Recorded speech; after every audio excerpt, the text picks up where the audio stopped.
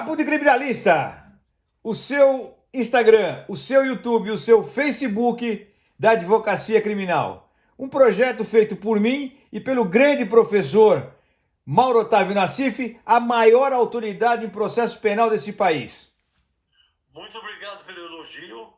Exagerou, mas eu gostei. E Mário de Oliveira Filho, grande criminalista. Mauro, artigo 316 do Código de Processo Penal determina que o juiz, a cada 90 dias, é o órgão emissor, usam essa expressão, órgão emissor, a cada 90 dias, revalide ou não a prisão preventiva decretada. E, obviamente, essa revalidação tem que levar em conta a temporalidade, tem que levar em conta a ocorrência de fatos novos. Não pode mais usar aquele velho jargão, né? Que se mantém inalterados os motivos que ensejaram a prisão preventiva. Isso não pode mais. O problema a grande especificidade deste artigo está em duas situações. Primeira, que o juiz deve fazer isso, ou o órgão emissor deve fazer isso, porque quando a gente fala juiz ou tribunal, confunde, né? É o órgão emissor deve de ofício, sem provocação das partes, tem que fazer. E se não fizer, o que acontece? A prisão, que até então era legal, torna-se ilegal.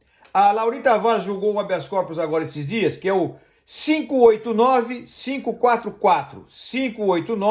589-544, lá no STJ, e disse o seguinte, que o STJ, quando recebe esse tipo de situação, não tem como ele ser o órgão emissor de revalidação da prisão preventiva. Que isso só pode ser feito pelo órgão emissor de segunda instância ou de primeira instância, né? Ou então os tribunais estaduais ou os federais. Eu discordo. Quero saber da sua opinião, professor. Olha, eu discordo totalmente, porque como ficou clara na redação dessa lei, a matéria é de direito, não é matéria de fato. Então, simplesmente, como é matéria de direito, norma cogente, de direito, e não de fato, simplesmente não foi revalidada, passou o prazo dos 90 dias, houve uma negativa de jurisdição, ninguém falou nada, aí não interessa se ele é bonzinho, se ele é mauzinho. Passaram os 90 dias, então é como prescrição. Em qualquer momento, em primeiro grau, segundo grau, terceiro grau, quarto grau, até para o Papa. O Papa também julga, se for o caso. Então, como é matéria de matéria cogente, qualquer órgão poderá reexaminar, porque a tecnologia mostra pelas planilhas, por tudo que facilmente irá se ver, que não foi revalidado. Se não foi revalidado, houve uma omissão. Não interessa que ele é bonzinho ou mauzinho, não houve omissão. Mauro, eu também entendo como você, até porque o computador pode ser programado para cada um dos processos. A cada 70 dias, 80 dias, o assessor é avisado, olha, tá para vencer, né? Claro, E claro. Por aí vai. É como, Mário, prisão temporária. Sim. A prisão temporária tem aquele prazo que o juiz é avisado. Excelente analogia, Mauro. Acabou o prazo, o sujeito está na rua. Acabou. Agora, veja bem, desculpe insistir, se fosse matéria de fato, é diferente. Mas é matéria de direito. Como você falou, a norma se torna ilegal. O decreto se tornou ilegal por falta de jurisdição, por omissão. Então, qualquer órgão emissor pode determinar. Inclusive a revogação da prisão. Claro. Não é obrigado a revalidar. Não é uma matéria, mas ele é bonzinho ou mauzinho. Não é essa a matéria. Mauro, outra coisa, tem advogado que percebe que o juiz passou os 90 dias, e sempre perguntam para nós aqui no Papo do Criminalista, você também recebe perguntas, mas não é melhor então, ou antes dos 90 dias, ou se passar dos 90 dias o juiz ou o tribunal não se manifestou, não é melhor interpor uma petição requerendo a liberdade? Não faça isso, porque você saneou o processo para acusação. Claro, é claro. Isso daí essa é uma petição que vai para o programa Praça da Alegria. É a Praça da Alegria, é uma piada. Mauro, eu tenho ouvido e lido cada coisa aqui, que é brincadeira, viu? Não, você vai ver no próximo comentário, na Globo News. Então, este é um ponto batido que eu acho que nós não temos mais o que falar. É isso aí, o órgão emissor tem que se manifestar. O órgão, Em qualquer grau. conforme vão passando as competências, por exemplo, o processo de primeira instância, o sujeito foi preso preventivamente e é condenado.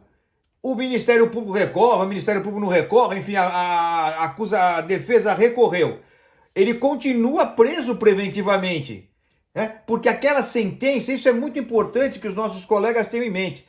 A sentença condenatória, quando ela é promulgada, é decretada, e há recurso de apelação, ela fica suspensa.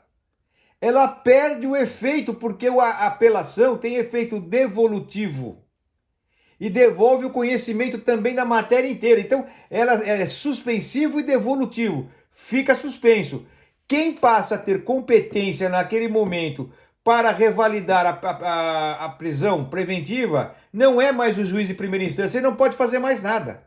Ele tem que... Agora, quem se manifesta é a segunda instância. Num caso de um recurso especial, por exemplo, passa a competência, ao meu ver, ao Superior Tribunal de Justiça. Não, eu concordo com você. Depois, rapidamente, eu quero que eles leiam o artigo 1008. Vou repetir. 1008. Repita. 1008 do novo Código de Processo Civil, que é aplicado ao CPP, que fala que tudo passa para segundo grau. Então, lá vai ser decidido. Então, internautas, olha aí, meus amigos papistas. Artigo 1008 do Código de Processo Civil, aplicado ao Código de Processo Penal por analogia da força do artigo 3º do CPP. Isso é importante. Mário, agora rapidamente. Sim. Nós dois fomos os primeiros, pelo que eu analisei, tanto na Globo News como na CNN. A CNN tem gente muito jovem, Marinho. Eu não sou contra jovem, Marinho. Não sou. Mas tem muita gente jovem que fala bobagem, Marinho. Nessa questão do Flávio Bolsonaro, nós dois fomos os primeiros a falar da reclamação, que é cabível a reclamação. Eu já tinha ouvido agravo de instrumento. Ai! Não! E agravo e tal. E hoje, ou não ontem, hoje, segunda-feira, o Ministério Público Estadual, Marinho, já interpôs a reclamação da Lei 8.038/90. Já interpôs. Porque foi errada a decisão do TJ do Rio de Janeiro, que foi por 2-1. Paulo Rangel. Paulo Rangel tá encrencado, ele vai ter que explicar esse voto dele aí. Que ele no livro dele é contra, o Supremo Tribunal já falou que não pode, e ele ressuscita uma súmula de 2001. 19 anos que ela morreu. Paulo Rangel falou que é professor.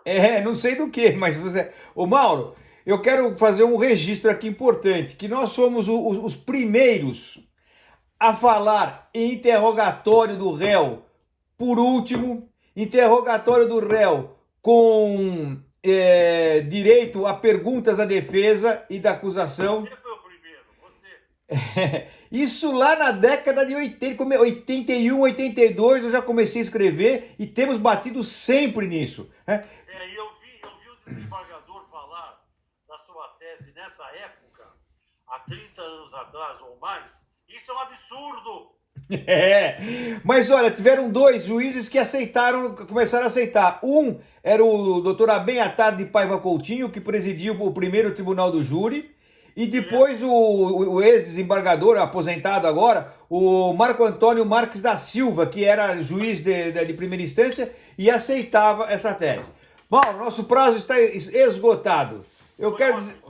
Eu quero dizer o seguinte, que eu estou muito contente de fazer essas lives. Eu sei que você não gosta de falar assim, mas eu adoro ver você porque eu te amo, Mauro. Eu morro de saudade de você. Olha, igualmente, também quero agradecer a Silvana, grande Silvana, pela colaboração. É a nossa produtora de imagem. E vamos em frente. Mauro, não desliga não, peraí. Papo de Criminalista, a gente... Volta. Um abraço.